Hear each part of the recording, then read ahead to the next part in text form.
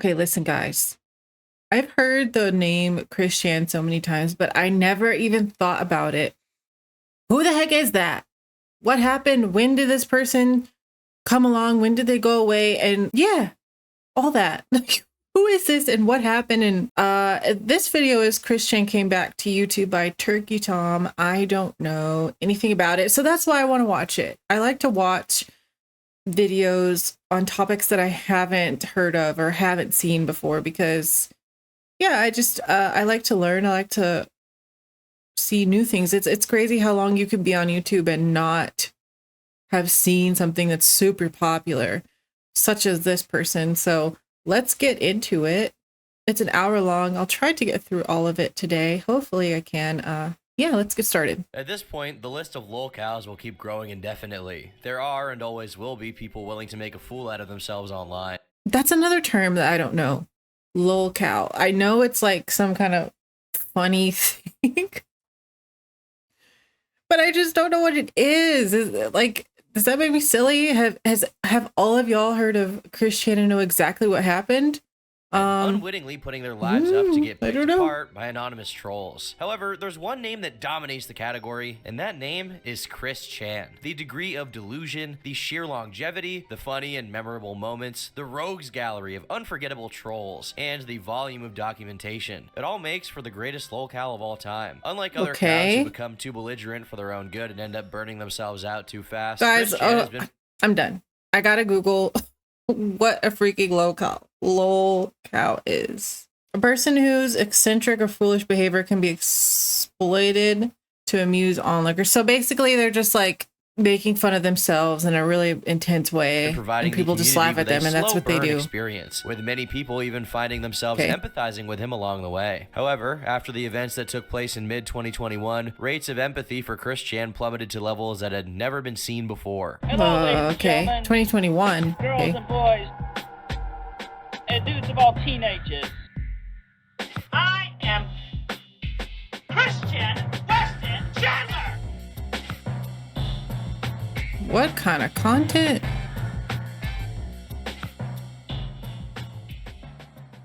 Chris Chan is an autistic person who dedicated decades of his life to working on media related to his OC, Sonichu, a hybrid between Sonic and Pikachu. As a consequence, an entire community of trolls and onlookers to his story formed around him, pioneering lolcow culture and dubbing Chris the most documented man in history. After becoming thoroughly unhinged due to the success of a troll campaign to convince him that the fictional worlds of cartoons and video games are all real and would soon merge into ours, Chris jumped the shark that separated him from being a lolcow to being an actual criminal when, in June of 2021, he allegedly had intercourse with his own mother. And I should clarify here, it allegedly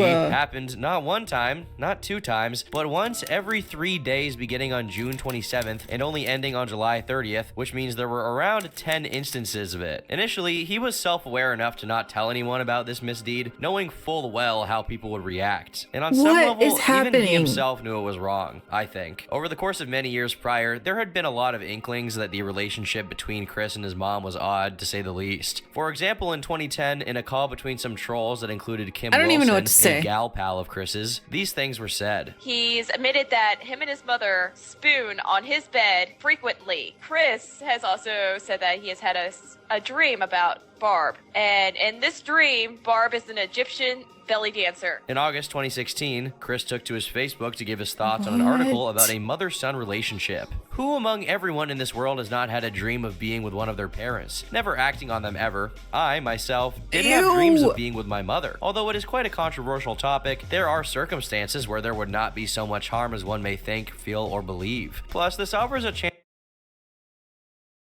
I don't know what to say. It's just gross. For better teaching the child how to better satisfy their eventual partners. In a tweet of Chris's from 2019, which he posted while role-playing as one of his OCs, Magichan, he said, "Admittingly, a waifu I had long ago, while they were still developing before Christine came around, were Robert and Barbara. Barbara was more of a guilty pleasure waifu, while Robert was quite a successful model amongst others in Dimension 1218. The reactions those posts got, along with his understanding of basic morality, however tenuous, let Chris know loud and clear that he could not be sharing any details details about his affair with Barb with the outside world. However, his resolve wouldn't last very long, and he felt gripped by the urge to talk about it. He also felt gripped by something else, but if I think about it too much, I'll puke all over my desk. On the 2nd of July, he exchanged a few DMs with a troll of his called Sean, or the WCM, which read as follows. I'm actually feeling really good right now. I hit the hay during the 10 o'clock hour last night. I had an extensive and lucidly clear dream, and I didn't wake up until about 4:30 a.m. I know why I'm getting much better quality sleep. It's been so for the past week. I have a sex partner. She has been very satisfactory. Her identity needs to remain a strict secret, and this is a mutual, genuine affection. I'm finally getting the watching right now. We're only 4 minutes in. And she's helping me explore. Since we've started the ship progress with the first intercourse last Sunday, we're mainly still exploring the options and teaching each other up to when we find what works best. She is physically older than I am, considerably fragile, but she has great inner strength and soul power. The message is followed by one of those custom emoji things depicting Chris with a satisfied smile. When asked about how old she is, Chris replies that he can't be too specific, but that this mysterious lady friend of his is physically older. A day later, Chris talks about having bought a massage oil that he'd be trying out with this unknown woman. Is this abuse, by the way? This really sounds like abuse. She has dementia. That is disgusting. There are a few messages about a sheer gown called a negligee, which Chris repeatedly calls negligent, that he got from Adam and Eve, an adult store that he's a known client of. He tells Sean that he's planning to wear it to this next bout of fun with his partner. The next time a conversation between them got around to this topic was on the 14th, when Chris decided to share a few details about his partner. He stated that she was over 50, gray-haired, blue-eyed, and shorter than he was. Sean's messages read like he already suspected it was Barb, since after Chris confirmed his partner was in their 70s, he said, "Damn, so close to your mother's age." As time went on, keeping the information to himself was becoming too much to bear. He just wanted to tell the world about his new love. On the 25th, he sent a screenshot to one of his trolls of a Watch Mojo video he was watching called Top 10 Hottest Anime Moms Ever. It was only somewhere between the 27th and 28th that an outright confession was to be made to none other than Isabella Loretta Yankee, a can of worms in her own right, one that I've covered in a past video. In this call, he decided to come clean and tell Yankee these things. How did you approach her? I approached her with care and caution. That's abuse. That's straight up abuse. Give her comfort and talked with her, and we just branched out slow and steady, and then I encouraged her positively, let her make the first move. She wanted to do it. She did? Really? She made the first move? Yeah. It doesn't matter. Goes on, but the gist of it is that Chris copped to everything he was doing in full, and just outright said, "Yep, me and my mom, we've been rolling around in the mud like pigs." In text messages he later exchanged with the owner of Kiwi Farms, Null, he reiterated this information. Is it going too far for me to say like autism's not an excuse? That's not what happens. It's just him being with a few extra details. After referring to what he does with his mom as a romp in the hay and an extensive cuddle, Chris claims that the 8 guys who had been there before, including his father, Bob, were not doing it right. In Virginia, what Chris did to his mom is a Class 5 felony that can be punishable with up to 10 years behind bars. And it's worth mentioning, Barb was already behaving very strangely, zombie-like as Chris described, which led many to speculate she was unable to even consent. That's what I'm saying. Or not, a day or so after the information came to light, the police did a wellness check at their house, relocated Barb to a senior care hospital, and issued an emergency protective order to keep Chris away from her. Over the course of the following day, news about what Chris had done caught on like wildfire on social media, while he had to sleep in his van for the night. Null, who up until that point was trying to help Chris and even trying to get him money coming from a GoFundMe page that he'd set up for Chris, gave up on him after discovering that Chris had embezzled $750 from Barb's bank account. What Chris did, sending himself money from Barb's account, constituted a violation of the protective order, and the police were promptly notified. On the 1st of August, Chris got arrested and sent to jail, eventually being transferred to the Central Virginia Regional Jail, where he spent the next 20 months. Many celebrated, believing this to be the first step leading to Chris being permanently institutionalized, bringing an end to his recent reign of terror. As far as everyone was concerned, there was no chance Chris would get away with this. I mean, he admitted to it. The jail saga was going to seal the book of Chris Chan for good, and now it was only a matter of observing Chris quietly quietly withering away in his cell until he eventually got transferred to a mental hospital that would end up being his final resting place. In its own twisted way, it was the fairy tale ending that Chris kind of deserved. He's just not fit to be in the general public. Regardless of how satisfied people were to see Chris behind bars, he was still very much a person of interest. Soon after his arrest, someone from 4chan's random board claimed to have stolen the license plate off of Chris's car. That same month, Chris made his first court appearance, in which, according to a local news article written about it, he interrupted the court proceedings to loudly exclaim he was famous on the internet, stomping his feet and demanding that they give him his belongings that were still at the house. Your Honor, I'm a niche internet micro-celebrity, and I was going goblin mode. Later in August, a segment aired on Tucker Carlson Tonight covering Chris's arrest and how he could potentially be placed in a female jail. This marks one of the biggest pieces of media exposure that Chris has ever gotten. To make matters... Okay. Now we're getting into politics. I'm so sorry. It's just in this specific case, it just sounds so weird to put this person in it.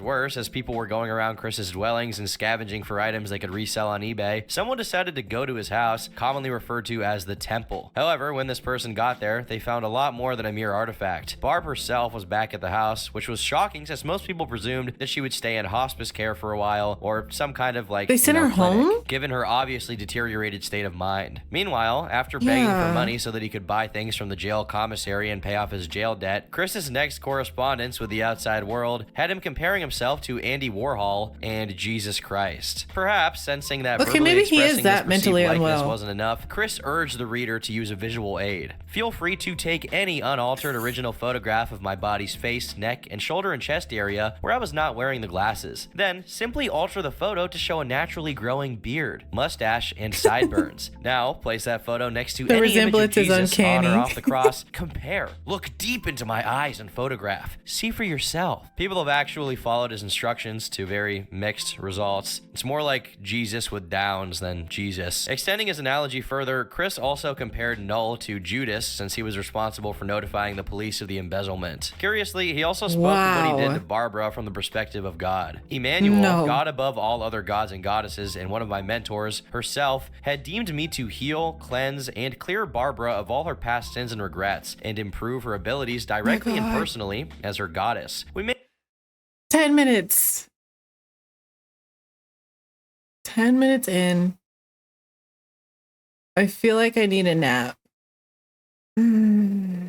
How is there so much? There's so much mainly here. Cuddled, soul bonded, and talked. Consentful and emotionally and mentally supportive and healing. I did as I had done for and with a chosen few back in Israel over 2,000 years ago in cleansing them. Look, I'll be the first to say I'm no religious scholar, but I'm pretty sure in the Old Testament, God wasn't cuddling with the Israelites. Also in September, a video from 2020 was leaked in which Chris is channeling Randy Stair. Yes, the spree killer who thought he was a character from Danny Phantom, calling Randy his friend, which only makes sense given how parallel their delusions are, regardless of how radically different they manifest it. By the way, new video about Randy Stair on this channel very soon. The court appearance that month got delayed, and some fans ended up showing up to the temple, this time actually recording the experience. Is Chris home? These people are brave. Why would you? My friend Chris, I was just wondering if Chris was here. No. Okay. Thank you. I'm sorry to bother. By October, Barb was turning 80, while Bob had already been dead for 10 years. If understanding what's going on in Chris's mind is nigh impossible for people who are young and internet savvy, imagine what it must have been like for them. Chris wrote many letters during this month, the first of which had him resisting an attempt to convert to Islam. Despite his resistance, Chris eventually says he ordered a Quran from the jail commissary, though the likelihood of him actually reading it is pretty low. In his next letter, Chris requests more money and a pardon from I mean, I guess it's taking away someone's rights, but like maybe he shouldn't be allowed to write letters to her. Joe Biden himself. He also reveals that his jail conditions are pretty good, even though he complains about the chicken there being too dry. On the 25th, he goes further into detail about how he's being treated, writing, "The staff treat me well enough. Then I've experienced the attitudes and bad habits from some of the real jerk-ops and really noisy neighbors after my body was relocated from medical to booking. But the food is mostly good, the commissary has good items on offer, and I've enjoyed the rec room a few times. This facility is 2 out of 5 stars. In the introductory portion of the letter, Chris actually mentions that Barb has written to him, but I haven't been able to find any further information on the communication between them. Just as November started up, Chris had a phone call, the contents of which have been uploaded to YouTube. In that same call, he draws parallels between his early life and Jesus's. I mean, I foreknew and foresaw that I was going to end up in jail anyway. It was just popular amongst the other timeline. On the 8th, he explains in a letter that soul bonding is as far as he went with Barb, which is as close to cunning doublespeak as Chris's mind can conjure. On the same day, Chris made a drawing titled Jesus Christ Chan Sonichu, which is beautiful. It should be in every Catholic church Who's getting the these country. pictures? After Chris got another continuance on his trial, Barb got in a car crash after failing to yield the right of way, which isn't even surprising. In fact, my only real question is how is she even on the road at all? How would her driver... Why is no one taking care of her? I mean, if she doesn't have anyone else, why did they allow her to go just home and have to fend for herself? Her license not been suspended at that point. As a result of her accident, she got 2 broken ribs and a concussion, and her car was totaled. In a letter later that same month, Chris claimed he already knew this would happen, and that the only reason she didn't immediately pass as a consequence of the accident was because he cleansed her. I guess you could say that. On the 6th of December, he makes a series of prophecies concerning whoever he considers the apostles of himself, or maybe apostles of his mom, considering she's supposedly the God that's above God. It's really impossible to understand what the hell he even believes in at this point, but regardless, his prophecies are mostly rehashes of Pentecostal Christian things, but filtered through Christian brain rot. During the merge, Christianese for the rapture, people will start speaking in tongues, and many people will suddenly disappear. Then, the veil that hides the truth will be lifted, and people's brains will start to burn from being overloaded with information. Okay, yeah, my brain's starting to burn. That was a true prophecy. Look, this is the babblings of somebody who's unwell. That's all I can say. Yeah, that's all I could say. It's just weird. Somewhere in there, he also says animals will start talking, and I'm not quite sure why or how that plays into the merge, but maybe it's just like him wanting to talk to Sonichu. He further develops his theory that his healing saved Barb, saying that the reason he's in jail is because he took her sins onto himself, and now he's paying for them. In the same letter, he starts writing in gibberish, which he refers to as authentic Akashic? Are these people helping this person in jail or in mental facility? Oh, it is. Huh. Well, you know what? You learn something new every day. In the same month, he would update the 10 Commandments, seeing as times have changed since they were first created. And according to Chris, his updates will help. On some, like, I'm sorry. Maybe I know I'm harsh, but he needs to be on some medication, doesn't he? Doesn't it seem that way? Are they helping him or not? Human beings better understand the practices of magic, psychic powers, safer sexual intercourse, and soul bonding. Though he hasn't finished his update yet, he mentioned that he planned on making it into the 11 Commandments, which in my opinion just isn't as punchy as the 10. In January, he made a couple of calls from jail, both of which have been archived and uploaded to YouTube. In the first one, he reveals he's been trying to get a hold of Barb to no avail, as the 3 times he's called her, she never picked up. Because of his concern with Barb, he asked the person he's talking to call in a wellness check on her, since she's probably not doing well after Chris's departure. Not that she was doing great when he was there either. Exactly. On the 18th of January, in another letter, after declaring his intent to go right back to the temple as soon as he's out, which at this point many people found impossible and thought would never happen, he revisited the old topic of his commandments. And I think now is as good a time as any to go into their actual contents. Wow. At this point, Chris had 15 of them down, though of these first 15, because he asked there will be more, we only got to see 11. The commandments of neo-spiritual Christianity, the official name of his religion, are mostly vague, secularized copies of the original ones. He barely made any changes to the more universally accepted ones, such as thou shalt not kill, don't steal, stuff like that. However, a couple of notable changes are that I feel sorry for Turkey Tom having to research all this. It must have been very uncomfortable. Wow. Adultery is completely okay, well, and good, and that you are strictly forbidden from commenting mean things online. I mean, if nothing else, you can tell that Chris definitely wrote these. In the same letter, he expresses that the pieces of fan fiction involving Sonichu that stray too far away from certain core elements of the canon are making him very upset. So he lays out a few ground rules for them to keep them readable for children under 14. It seems like he's actually forgotten how many times he's put stuff into the Sonichu comics that violate these rules, but with the lack of effort and forethought he treats the comics with, it doesn't really surprise me. A day later, he added to these rules, saying that no authentic Sonichu issue was allowed to cover any of the events surrounding and following his arrest, and depicting Chris as overweight or merely mentioning it would instantly render a story not canon, toxic, and fake. In February, there's yet another Chris is trying to justify everything. 40 years old, Chris gets transferred to the Western State Hospital after being deemed incompetent to stand trial. Some people are of the opinion that despite his mental issues, Chris knew what he'd done and should be punished by the full extent of the law, while others say he was better fit for being permanently institutionalized. Either way, it seems like everything was going according to plan. Either way, activity died down significantly. Either way, it's not like Chris would be away from society. Either way, punish what, like sitting in a jail cell, okay, but sitting in an institution is pretty similar, don't you think? Significantly until May, when he returned to jail. As a result of the transfer, we get the only picture of Chris Chan taken for the entirety of the year 2022, and he doesn't look too happy in it. This may or may not have to do with the fact that, as he alleged in a letter from later that year, on the day he was transferred, the staff pinned him down aggressively, which reminded him of his childhood trauma of being held down by 4 or 5 people at school. However, since we only ever get Chris's point of view, we don't know if the staff was given a reason to do that to him, or if it happened at all. On the 6th of May, we got a few drawings Chris mailed to one of his followers, and 3 days later, another letter was sent in which Chris mentioned that the Sonic.exe creepypasta is officially real and leaking into our dimension. I already know that he believes that all fictional worlds are real, but it consistently surprises me how even the most ridiculous pieces of media get roped into this fantasy, and Chris never doubts it for a second. Due to his lifelong resentment for being considered mentally ill, Chris refuses to reveal where he was while away from jail. He also denies that he did anything to Barb, and in a passage in which he tells a biographical story of Barb's life, he makes a few claims about her that I don't recall him having ever made. For example, he says that she married his dad because he had a house and that she was emotionally abusive, threatening to do something drastic when Chris announced he was going to a convention in another state. Also, adding context to the accusations levied against Chris. It's very easy to say that when she can't speak for herself. Not to say that it couldn't be true. It could be true, but Chris, he claims that all the way back in 2012, when he paid for the he needs to stop focusing on his mother so much like that. Services of Mia Hamm, the Cherokee woman, to no longer be a virgin with rage. Barb supposedly told him that she would have done it herself. I should note that due to his lack of social acumen and extensively documented propensity towards lying, it could easily be the case that Barb said something more along the lines of she would have dated him herself if she weren't his elderly mother. However weird that still may be, it's not exactly a proposition like Chris is making it out to be. But you know what? I mean, it totally could be real. There are some other... It could be real. And was this... It doesn't matter.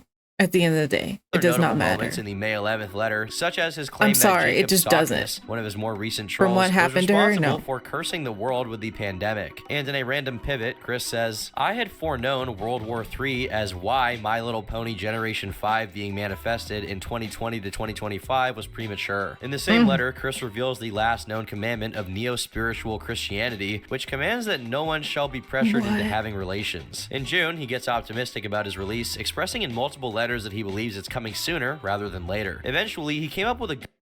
Where is his medicine?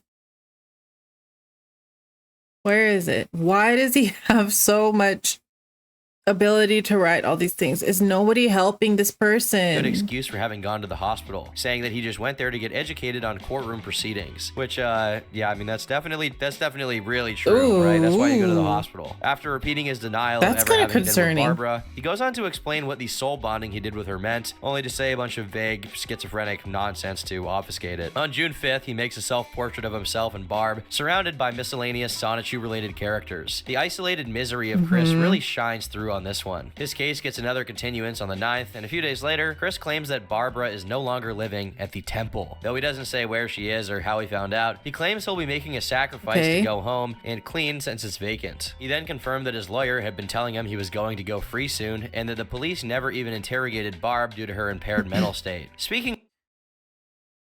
Okay, so hopefully she was put in some kind of... I mean, because if she doesn't have anyone to help her, I mean, dementia is a really scary thing. She needs more help. Impaired mental states. Chris adds to the justifications for what he did to Barbara, saying that his cleansing had something to do with her eventually returning to the Rosachu form. He also says that he had visions of her going to jail instead of him for supposedly being negligent and mistreating the animals they had at their house, emotionally abusing Chris, and appropriating his SSI payments. Well, it's not hard Was that with dementia? Like, I keep mentioning dementia, but it's a big difference.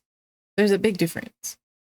I believe the first two, as far as I can tell. The third one is mainly projection, since Chris was the one managing their finances, if we can call what he did managing. So much so that one of his final acts before being jailed was embezzling from her bank account. Right. And since we're on the topic of Chris's lies, it also seems he lied about Barb no longer being at the house and is simply trying to get her into a nursing home, but without any success thus far. On July 22nd, he specifies that the reason she's still there is simply because she refuses to leave. And since he hasn't been legally deemed as impaired, there's nothing they can do about it. Because of her lack of cooperation, Chris is increasingly upset about potentially never seeing his mom again, presuming that without the care that a nursing home would provide her due to her very advanced age, she's going to end up passing away before he's out of jail. Indirectly, by acknowledging that she's not all there and saying things like she's no longer able to drive, he's also suggesting that she wasn't really able to consent, whether he admits that happened or not. Yes.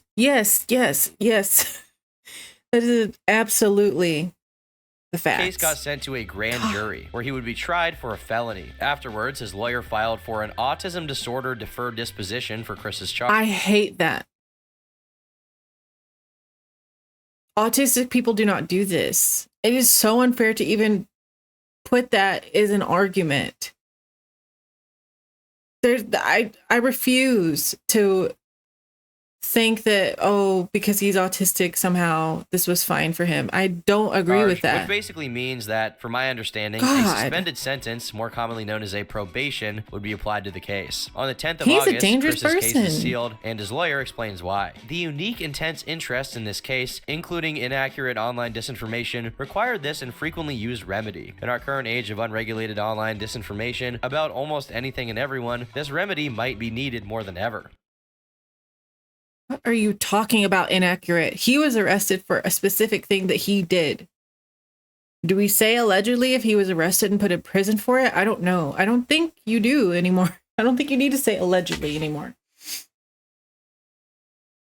To put it bluntly, his lawyer was mad at the trolls. Not that the case being sealed was all that effective at keeping disinformation at bay. Since the very same month after a judge issued a transportation order, memes about Chris escaping started making the rounds on a massive scale. Later in August, the CWC Wiki experienced a heavy outage that would last for the next 2 months, which was kind of poetic given the case was just sealed. Apparently, this happened because the CWC Wiki and Kiwi Farms shared the same server, and when Kiwi Farms was taken down, the CWC Wiki came with it. The thing is, Kiwi Farms was also one of the main hubs of Chris Chan news and discussion, meaning the internet at large was now in the dark. Apart from a few smaller communities that are scattered across the internet who were jumping through major hoops to keep track of what Chris was up to. Besides having to deal with the felony, Chris's money started getting garnished over unpaid debt. As far as what Chris was up to, well, he was drawing this month. I'm gonna gloss over most of these, but I have to make a caveat here to show you this one, wherein he meets himself from the past and takes this opportunity to accuse Megan, one of the few people to ever be genuinely nice and patient with him in his entire life, of swindling him, putting her in the same basket as the trolls who were tormenting him around that time. It really goes to show that no matter how different Chris has become as his mental state deteriorates, to his core, he's the same Chris with the same petty Chris thoughts. As 2022 came to a quiet end with radio silence on Chris's side of things, 2023 began with activity from users on Reddit. As soon as it started, a few unrelated people happened to check up on the temple to see how it was doing after such a long time elapsed since Chris's departure. The first one was on Man, you have your house and just so public and your address so public for everyone, and people could just show up at your house. As someone on r/Chris Chan Sonichu posted like it's already about a risk going to the temple and scoping it out for a while until Barb came out to get some mail and went right back into the house. According to the post, she looks like a ghost but was fully mobile and didn't show any signs of problems with her physical health. On the 22nd, someone else went there to take some pictures, which showed many of Chris's belongings had been thrown out, something he would undoubtedly be furious about if he knew. Strange. Meanwhile, the silence continued on Chris's end for the first 3 months of 2023. Things were quiet. Too quiet. Something had to be going on. And indeed, something was. Around 10 a.m. on the 27th of March, to the I hate that he gets to be back there. Shock of everyone, Chris Chan was reportedly bonded out of custody, and a few hours later, the report was revised to say he'd been released. For all intents and purposes, Chris Chan was free to walk the earth. As expected, the internet exploded. In complete disbelief that what he did to Barb, and to a much lesser extent his issues with debt and embezzlement, were simply not enough to keep him institutionalized. The silence on his end is kept throughout most of April, with the exception of him drawing the cover of Sonichu number 82, which is a very strange decision decision, given that the last issue before this one that was released was number 17. I don't have the slightest clue what led him to make this huge leap in the number, but given that doing completely incomprehensible things is Chris's forte, I'll try not to get too hung up on it. It's only in the first few days of May that he's actually seen again,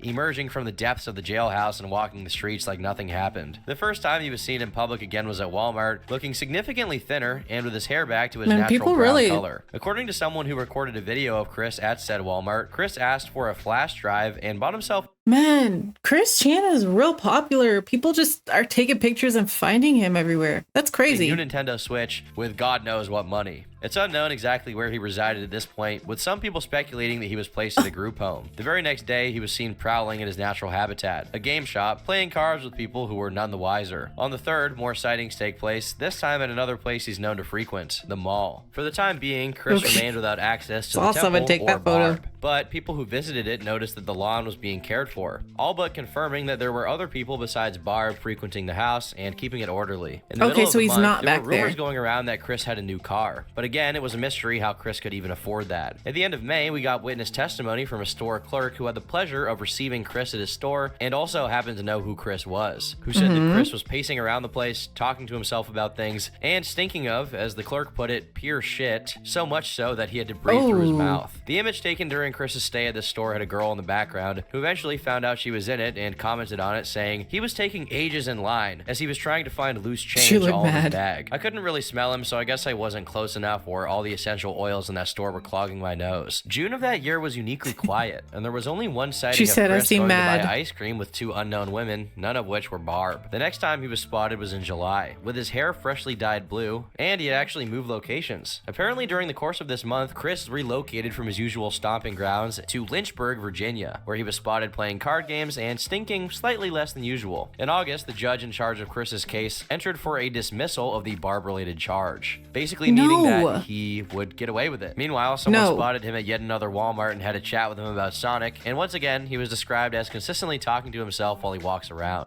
Wow. They really see him everywhere. During this month that Chris slowly regained access to all of his electronics, judging from his Pokemon Go and PSN accounts getting reactivated and having some activity. And then he gets his computers back, at which point he gets back on Twitter and starts liking posts, one of which is lewd MLP art that I won't go into detail about to save you all and your sanity. It appears that he'd kept a lot of the art he made during this stint in jail, since on the 23rd, his very first social media post in over 2 years was a big dump onto his DeviantArt, containing pictures of everything he drew while locked up. A couple of days later, Chris's case was officially dismissed, which he celebrated by playing Street Fighter 6 on his brand new PS5. Disgusted I still don't at this understand where this money is even coming from. Where is he getting these funds? Like, what good does it do to dismiss this case? What good? What does it help? I don't get it.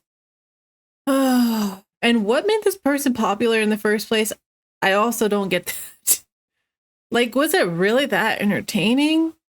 Is he in contact with nobody really Bitcoin feel the vibe? Whales? He also got back on his Xbox account and sent one of his private correspondents, Helena, a DM, which was released. In it, he said, "Sorry for not responding, but I've been keeping a low profile as possible. Anyways, I'm not mad at either of you at all, and my online return is coming. And I allow you all to share this, as I know you're likely to do. I also enclose the following photo. Thank Critical for the really divinely inspired G Fuel. Be safe and well, you and everyone, with blessings." So I guess he's a fan of the moist critical G Fuel flavor. Based the real with his electronics coming back into play and him being comfortable enough somewhere that he could buy something as expensive and easily stealable as a PS5, some people got to wondering if he'd actually return to his house. I mean, there's no way that could be the case though, right? Certainly the cops or whoever was in charge of keeping Barb safe.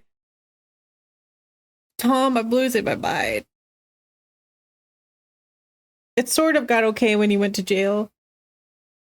Don't tell me he's back there, sure that he could never get back there, right? He probably could. Unfortunately, it wasn't long before Chris's car was seen on the house's driveway. There was a point in time in which people were laughing at the prospect of Chris ever being able to return to his house, but only because it seemed so unlikely, so ridiculous. It does seem likely. It's unknown if Barb was there during Why does Chris's that seem presence, unlikely? But this is as bad an omen as possible. It's also during this month that we get into more details about the women Chris was seen with after his release. In particular, the one called Flutter. During a visit of his to CVS caught on CCTV, Chris can be seen being generally touchy, even hugging and kissing her. The nature of this relationship was still a mystery at that point, but at the very least, we can be thankful that this woman wasn't his mom. For quite some time, the last video featured on Chris's channel was a clip of the infamous troll Anthony Legato screaming the name Julie, which is one of Chris's, I guess, I don't know who that is either. However, at the end of September, the video was taken down, signifying Chris had also regained access to his YouTube account. His Facebook was then unprivated, he got a new Discord username, and everything pointed to his imminent return and total CWC victory. Said and done, on the 16th of October 2023, his prophesied second coming took place in a video titled Jesus Christ Chan Sonichu Prime Resurrected and Returned, and it's about as glorious and theatric as we all imagined.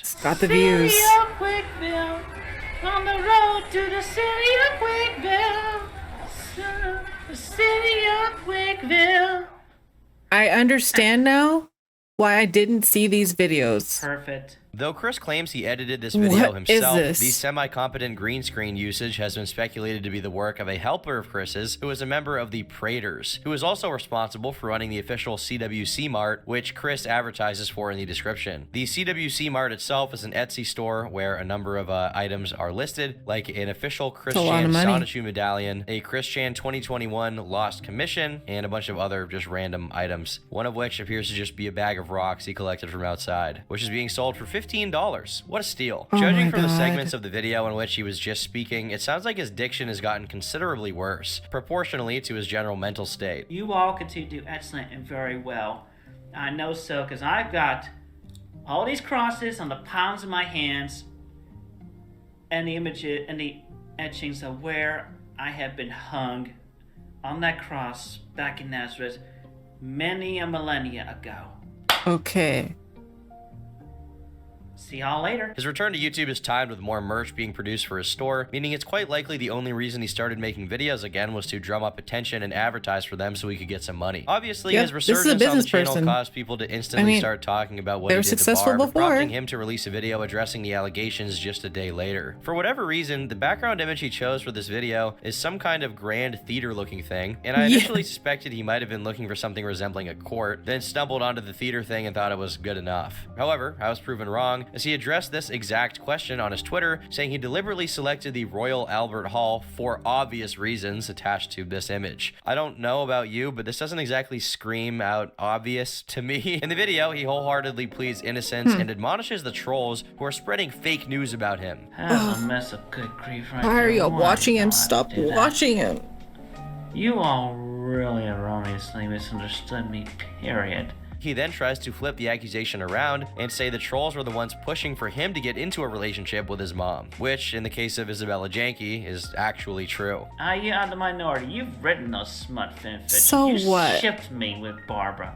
You shipped me with that Snowlands. What were you gonna say? Maybe he thinks if he makes fun of his mom, it makes his case more convincing. There's a few notable things here as well. For starters, his eyes are glued to whatever notes he took for the entire duration of the video, probably because he's aware he'd get nervous having to freewheel the recording and would end up looking like a really bad liar. Didn't work too well though, since his defense from the accusations still feels extremely contrived. Chris is also a lot less concerned with keeping his voice in his fake high register in these most recent videos, often allowing his voice to drift all the way back down to how it used to be. A little later. So, okay, now I'm starting to think, okay, is this person a sociopath? Like, changing that voice is interesting.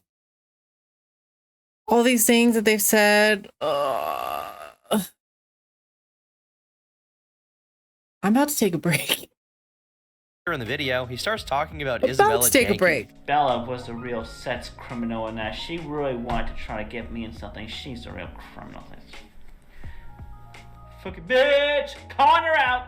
Call her out! Isabella Janken. She's the real sex criminal, period. She did a whole mess of adulteration and manipulation and things in her own words and attitude and insinuations and everything. Well, I'm not sure what leads him to call her a criminal, that kind in particular. Other things he says about her are true.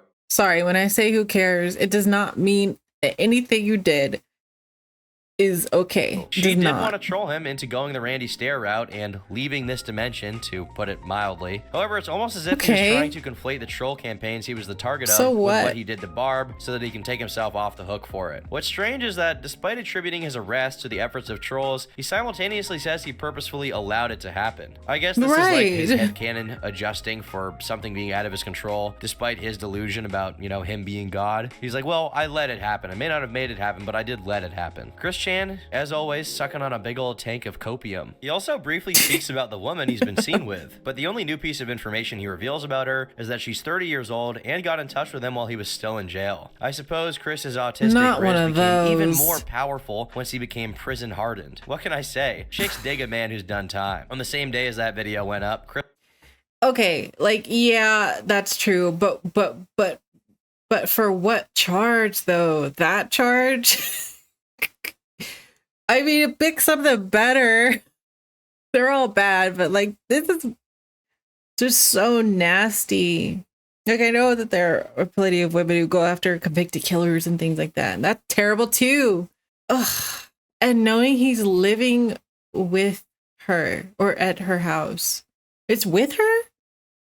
Chris paid for Twitter Blue so that he could have a check mark next to his name, displaying once again that regardless of what he's been through, he remains the same goofball from 15 years prior. He makes tweets complaining to Hasbro about the continuation of My Little Pony Generation 5, pleading for the return of Friendship is Magic, which he considers infinitely superior. Mind you, he got into MLP during the Megan arc on accident, as he was just trying to show interest in the same things she was into to win her over, but ended up becoming more obsessed with it as time went on. In a very funny turn of events, the next video he uploaded was Angelica Rosachu's Christmas Play Part 1, which is a rendition of the Nativity story with a full Sonichu cast. It starts with this bizarre low-resolution drawing of Angelica and a very eerie song that kind of reminds me of Everything at the End of Time. Before it gets into the actual play itself, Chris makes a disclaimer explaining that the reason the cast is almost all Sonichu and Rosachu characters was that they organically volunteered to be in the play. Not, I repeat, not due to some kind of segregation. It's very funny to me that he felt obligated to put that there. I wonder if he's still trying to beat the racism allegations from the attraction sign era, in which he excluded black girls from his dating pool explicitly. Why does he have an audience? I don't understand. It's way better to even just watch someone who's boring than just like, come on. This is degenerate. As for the play itself, it's mostly just a green screened Chris superimposed on a snowy background to evoke CMOS vibes, of course, while he reads off his schizophrenic understanding of the nativity scene. Sometimes, when he's speaking from the point of view of a different character, a JPEG will flash on screen over him. Pretty subtle filmmaking. While I won't get into the minutia of every single part of this play, let me digress to tell you about the drawings that appear throughout them. Despite their... Okay. I'm taking a break. Goodbye. Okay, time to continue. I had my break, but we have 24 minutes left to find out what else this clown has been doing since being out of jail. Amount of them, and all of them being listed for over $100 at the least, they've actually all sold, despite their abysmal quality. It's hard to believe that Chris is managing to monetize his own insanity in real time, and there's absolutely nothing that anyone can do about it. My personal favorites from this collection are the ones involving George Bush, for whatever reason. In both of the drawings featuring the ex-president, he's seen laughing at the part of the gospel in which Peter falls into the water for not having enough faith, and George is saying, "What could be wrong with my footing?" As the many different parts of the Christmas play are uploaded to YouTube, Chris Chan is looking for skilled people to open a Minecraft server with. On the 25th of October, he announced he'd start live streaming, and no matter how much people were grieving for the fact that he was free, at least they'd get some content in exchange for his crimes against humanity that are whatever happened with his mom, and also unleashing Chris Chan into the general public. His first stream, aptly titled The Return of Jesus Christ Chan Sonichu Prime, and I say aptly titled because his neo-Pentecostal roots really start showing. Oh, here we go.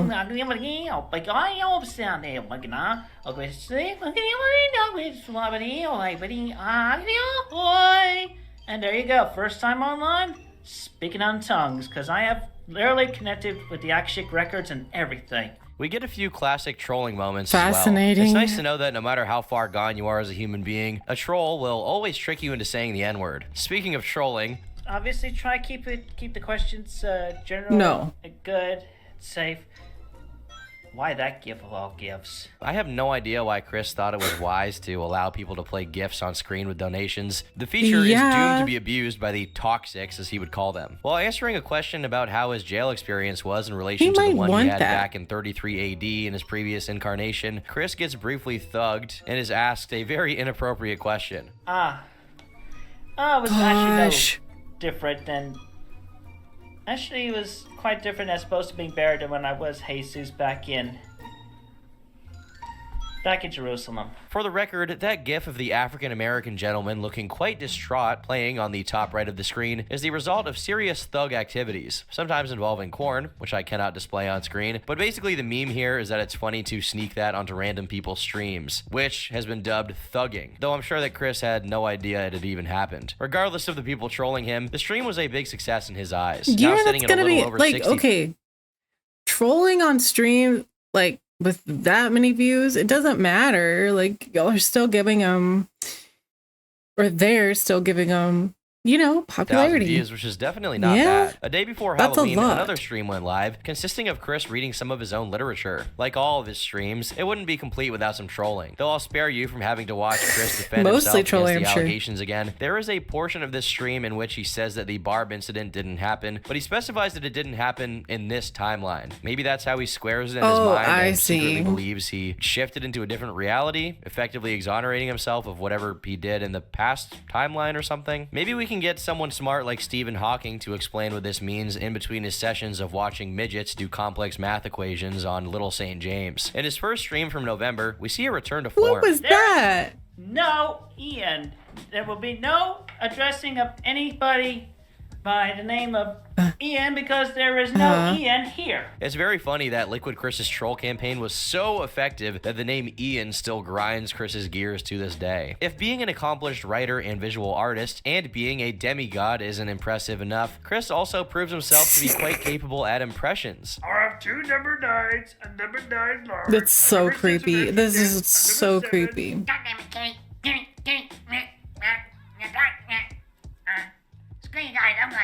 If you didn't catch that, those were supposed to be Big Smoke from Grand Theft Auto San Andreas and Eric Cartman from South Park. The most striking moment of this entire stream, however, comes near its end. As people were spamming "Chris is boinking the bar bussy right now" in the chat, somebody makes a text donation that deeply disturbs Chris. It does?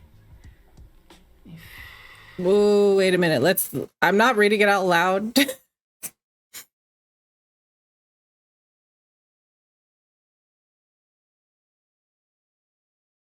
I mean, what did you expect? Of course, that's all they're going to talk about. Into this moment, trying to understand what emotion Chris was expressing, with most concluding it was pure, unadulterated guilt. On the 7th of November, some pretty interesting news was shared on the subreddit when user TaxisTheft98 posted the following. I was working around 15 minutes away from the temple, so I stopped by to reminisce. Lo and behold, the new Sonichu car was there. I shit my pants in disbelief when Chris stepped out of the house with boxes to bring to the car. I got out. So Christine, I guess I'm just not aware about the gender of Christian. I mean, I apologize. I just, I don't know if that was mentioned too much, or maybe I missed it. Introduced myself and made assurances that I would not take pictures. We had a 10-minute or so kind of awkward but pleasant confirmation. It was confirmed that Lynchburg is the new place of residence, but no other specifics were offered. Barb is still around and doing okay. It turns out that Chris was just grabbing some belongings and took Barb shopping earlier in the day. I did see Barb at the door and heard the bark and howl of an old beagle that I've heard so many times. There were no mentions of Sonichu or Rosechu, but we did talk briefly about the new Sonic Lego sets.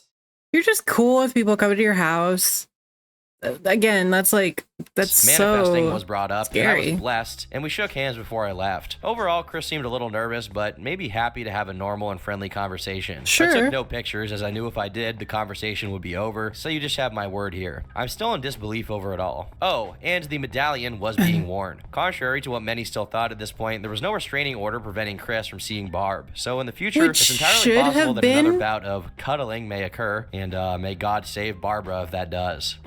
Why is this? Oh, why does the legal system do this? He shouldn't be allowed to be around her. I mean, if they thought it was illegal anyways, why is he allowed to be around her now? And then why were the charges dismissed? And it's like, What's even On the the 10th, point? Chris offers his very valuable services to Nintendo once more. If you're not aware of the deep lore, if I recall correctly, he's been tricked on more than one occasion into believing he was in contact with many representatives of Nintendo who were interested in making a game out of the Sonichu IP. Strangely enough, Chris thinks that his expertise in playing Pokemon qualifies him to work on the games. On the same day, he does a Q&A stream. For starters, Chris apparently used his healing powers in a pretty creative way. Yeah, my autism for the most part has been cured. It's through meditation and affirmations. You heard it here first, folks. Chris Chan is officially not autistic, or at least mostly not autistic, as he puts it. Later on, he's asked about which of his prophecies came true. Which my predictions have occurred. I mean, you guys think, just think about it. There's a lot of predictions have occurred. I mean, well, I prophesized in book 10, a lot of details have been manifested. Literally, I mean, yeah, just look at people are still watching and subscribing to this person. That we end up, and that vaccine was developed for it. More recent years that end up going to the future for to get the cure for, and going back for the cure with the cure to prevent that happening on the C197 app. If you got a migraine from trying to decipher his deep tism talk, don't worry, I'll translate. According to Chris, all the way back in Sonichu number 10, he foresaw the pandemic. However, upon further inspection, it appears he's referring to the part of Sonichu 10 where a vaccine is created to cure homosexuality. Not sure if that qualifies as a prophecy that came true, unless Bovid has been making people zesty this whole time, and apparently I just never found out. But I don't think it's been doing that. He also weighs in on a current political topic with a curious opinion. Is right.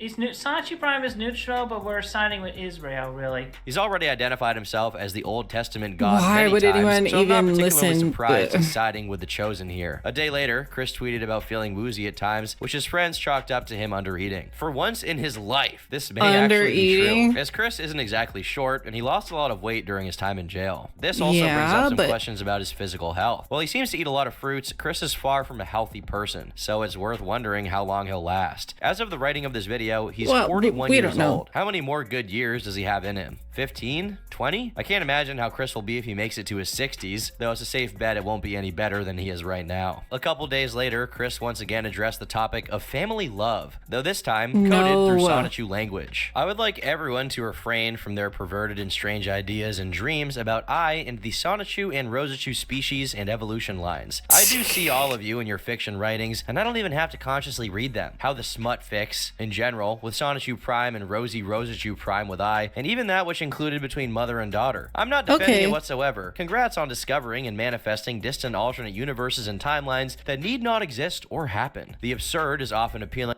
So with this, it makes me think Chris has learned something, like maybe to just not talk about that kind of thing. It's unexpected and funny, but the ones who thought and or wrote and drew it out hardly have any empathy for those alternate universe individuals and their universes out of the multiverse that we reside in. Be careful what you think and or wish for. You might manifest that with yourself in the hot seat. Good luck with that timeline shift. Knit between the lines of that verbal diarrhea is the clear implication that by writing or drawing these things, people are bringing them into reality. Again, is this some kind of veiled way of shifting the blame to the people who are speculating about what he did with Barb before he actually allegedly did it, as if it wasn't his choice to do what he did, but the trolls manifested it into reality? I mean, given the lengths that Chris is known to go to so he can evade blame for something, it wouldn't really be shocking to me if he literally ran into another dimension in order to avoid accountability. Soon after, he posts a video reviewing the comments he got on his Etsy page, starting the video out with trademark Christian professionalism. Once again, you can look at the Etsy store here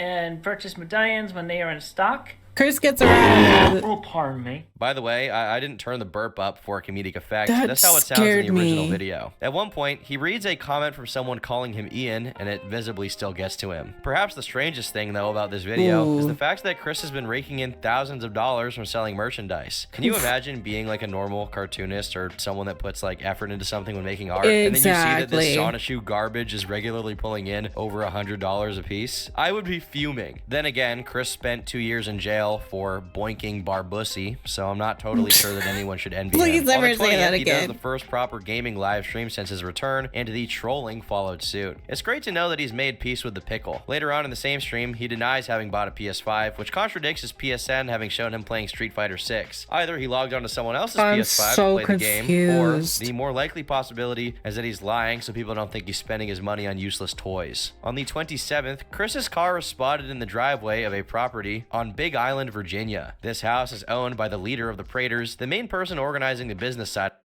How do people know this? And though Chris may or may not be living full-time at the Big Island house, it's almost certain that he's been using it as his studio. I'll try not to get too sidetracked over Chris's orbiters, given the sheer volume of people doing anything in their power to write their name into Christery, but I do feel obliged to do it in this case. It is gets so a little weird confusing to continue with like the terminology here, since there are multiple be members. around this so when I talk person. about the Praetors leader, I'll call him by his first name, Caden. All the way back in 2020, Caden, along with 2 other Proto-Praetor members, visited the temple to speak to Chris about a potential business opportunity. Showing a golden version of the Sonichu medallion, one of the members had handcrafted and painted with a paint that supposedly had 24 karat gold in it. Their idea was to use a mold press to produce Sonichu medallions en masse and sell them, giving Chris a cut of every sale for being responsible for creating the character. Despite his extensive history of being taken advantage of and tricked by trolls, Chris decided the Praetors were trustworthy, saying, "I could tell by soul reading them that their intentions were legit, honest, and true." Soon after, it was announced that the Praetors were going to start working on a lore Bible, presumably to not only compile, but articulate the properly insurmountable volume of schizobabble that Chris has spewed out about the dimensional merge. The Praetors were responsible for this now infamous sermon given at the Goochland Public Library. This picture, which is one of the most popular pictures of Chris ever, came from one of his interactions with the Praetors and not from his mugshot as many seem to believe.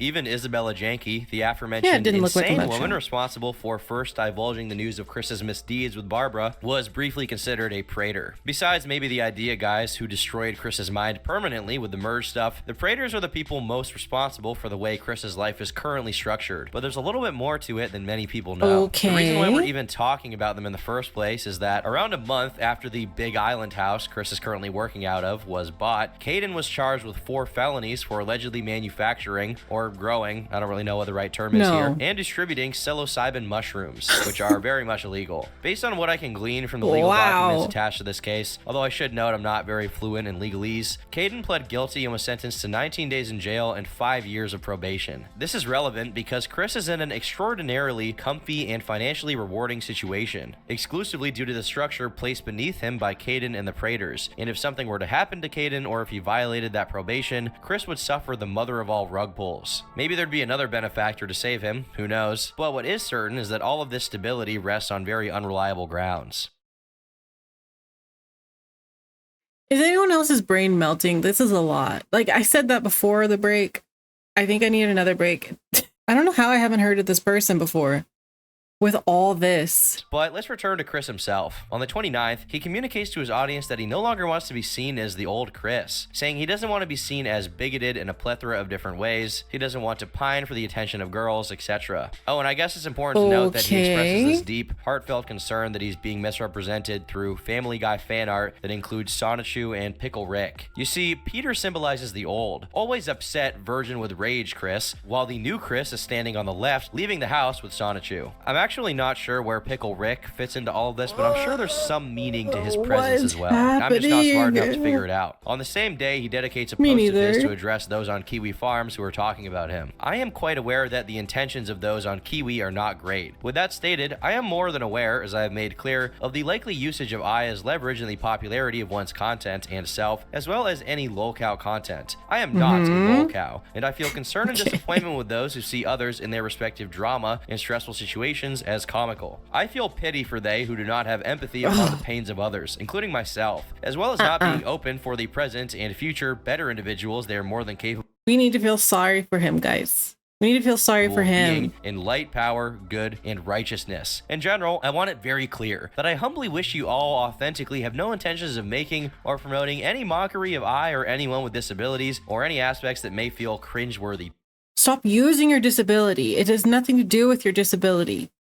That's an insult to people with disabilities. I am not the lolcow that I was mislabeled as back in the late 2000s, and I do not identify as such. If you all would please, I am to be appreciated and understood as the more mature individual that I have become and shall maintain for my further soul searching, literal meditations, and even my psychic connections with literally everything there is, was, and shall be. Meditate on that for yourselves. I think the best way to articulate what Chris is saying here is that he's doing the same thing he's always done. Complain about being trolled. However, post-merge Messiah complex Chris Chris feels obliged to filter everything he says through an often biblical-sounding thesaurus vocabulary, which just results in him sounding like he overdosed on Thorazine. I suppose he believes that if he keeps saying, I don't identify as a lolcow, people will just respect that. Unfortunately, the real world is in Quickville, and his status as not just a lolcow, but the greatest lolcow of all time is non-negotiable. After cooking Elon Musk on Twitter for I don't think that's ever going away. On the 1st of December, Chris gets tagged in a post containing fan art of Joshua Martinez. Since Josh is kind of deep Chris lore, let me explain who he is. When Chris was very young and still having trouble with being nonverbal due to his autism, he went to speech therapy where he met another kid, Joshua, who was there for his very strong Spanish accent. This marks the beginning of Chris's lifelong appreciation for Spanish, which is evident in the fact that to this day, when he's going to call himself Jesus, he pronounces it as Jesus. Josh was one of Chris's best friends during his childhood, and after both of them left speech therapy, they remained distant acquaintances for the following years. However, in 2007, when Chris was starting to become famous online for who he is, Josh found out about it and became one of his earliest trolls, being the first person to ever catfish Chris. During the original Encyclopedia Dramatica page saga, where Chris made a series of Herculean efforts to try and get their attention off of him, Chris started bringing up Josh's name. You see, during this time, Chris believed the reason they were after him as hard as they were was that he was so self-evidently awesome and talented that everyone was trolling him out of envy. In order to dissuade them from doing so, that's always what it saying is. Joshua was awesome and talented instead, saying that multiple famous female celebrities, which he referred to as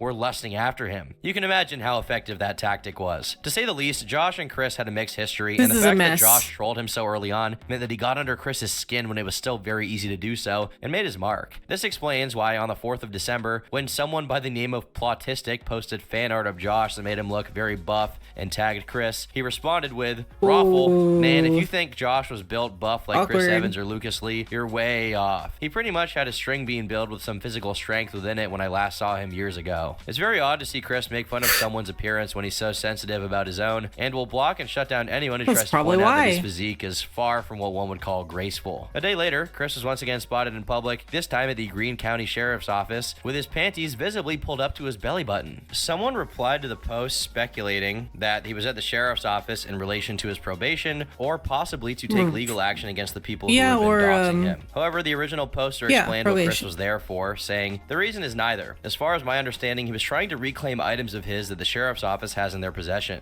A little later, a completely unrelated person who happened to be in the MLP community made a tweet that read, repost if you are against predators being welcomed back into our community only because they apologized after getting caught. Quite the sensible position, and based on all of the freaks I've voluntarily exposed myself to in order to make videos about these people, I'd say it's a requirement for any functional community to get rid of those kinds of people. However, a day later, Christian thought he should add his own 2 cents into the conversation, saying, the misunderstandings linger from those who misconceive of others' intentions or lack thereof in pure accidents or happenstance. Do not be closed-minded to apologies, and when one has authentically done nothing wrong or is not guilty of anything, they are to be welcomed back into society, period, without any further bias based on the past misconceptions. As for those who have and are or have redeemed themselves proper, let them be welcomed. And if they act improperly again, then they are shown to require more time to meditate and reflect for themselves. It's worth making a note here that Chris was never proven like not guilty in a court of law, although I guess he is still innocent until proven guilty. Really what happened was he was placed in an autism deferred disposition program that allowed him to basically be on probation due to his disability. Based on what Chris himself said in the letters while he was in jail, no one ever talked to Barbara, and I doubt the audios of Chris confessing to Janky were ever brought up at all. As a matter of fact, the tweet he's replying to is talking about people who apologize. But has Chris even apologized? He's just been claiming he's soul bonded with Barb. He's never apologized for anything as far as I can tell. In fact, he goes back and forth between denying it and then simultaneously being like, but if someone did do something like that, it'd be fine. The gif attached to this tweet is an anime guy getting punched in the face so hard that he flies away. I don't really know why that is. I can't explain it, but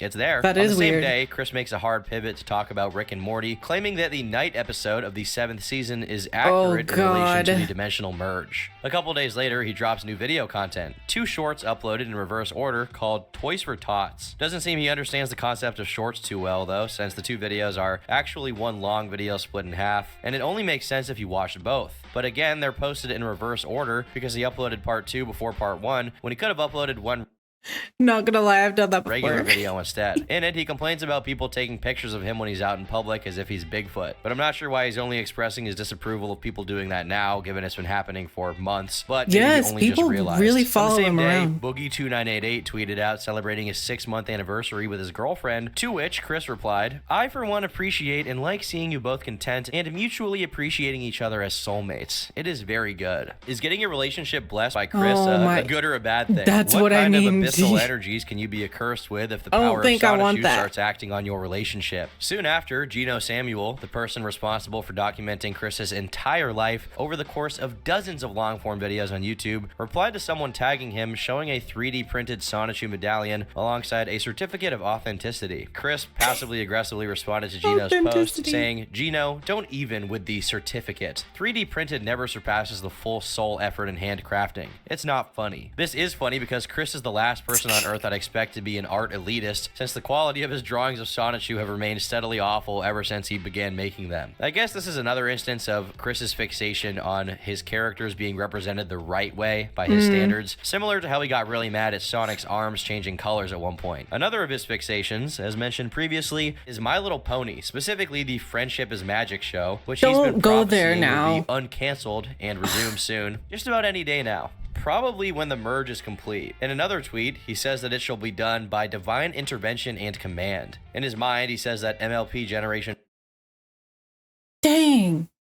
This Turkey Tom went in on this info. I can't keep up with all the mess that Chris Chan's gone into. How did you do this?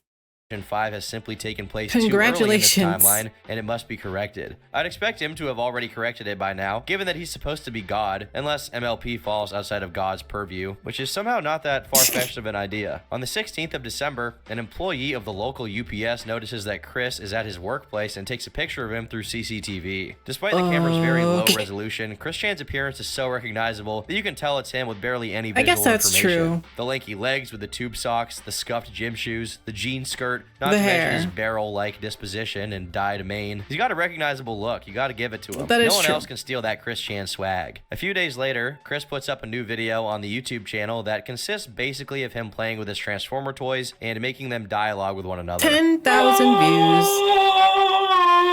Warriors! Listen to me, young warriors. There's a lot more to this than merely what meets the eye.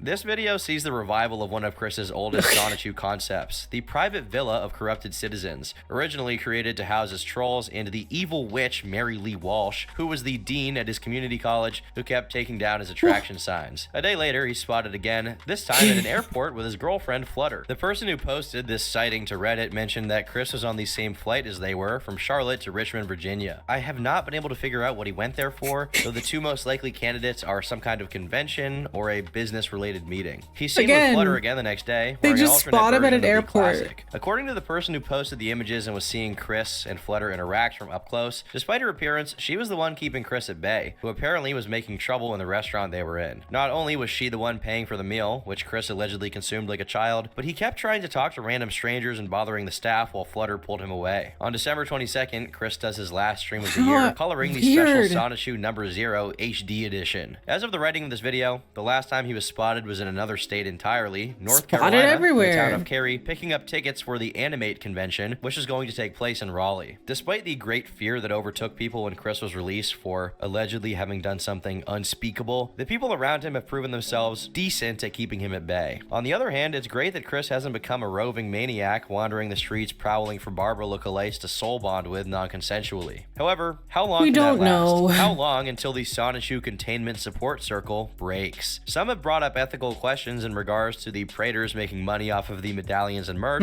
since Chris is technically disabled and potentially evil. But perhaps a better question is, how ethical is it to do any business with Chris, given what he allegedly did to his mom? There's really no telling how all this will turn out. Only God knows. And by God, I mean Chris Chan. With that being said, thanks for watching this video all the way to the end. I've been Turkey Tom, and until next time, leave me alone.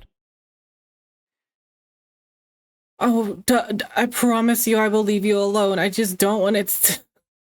I don't want to hear anymore about this guy, this person. What the heck did we just get into? This was quite the rabbit hole, quite the disturbing rabbit hole. I can't believe I watched all of it. I had to take a break halfway through because I was like, it's just a lot. Oh, at least I know. At least I got educated on it. Now when I hear Chris Chan's name, maybe I'll get whatever somebody's talking about. I'm sorry I put y'all through this. Maybe you already knew though. Maybe you already knew. I'll leave this video in the description if you want to go see it. At least go and support Turkey Tom. This is a really well thought out video.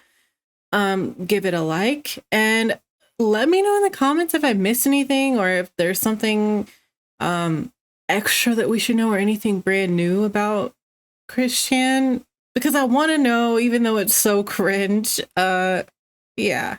Again, I will leave this in the description if you want to go watch it for yourself, and I'll see you in the next one.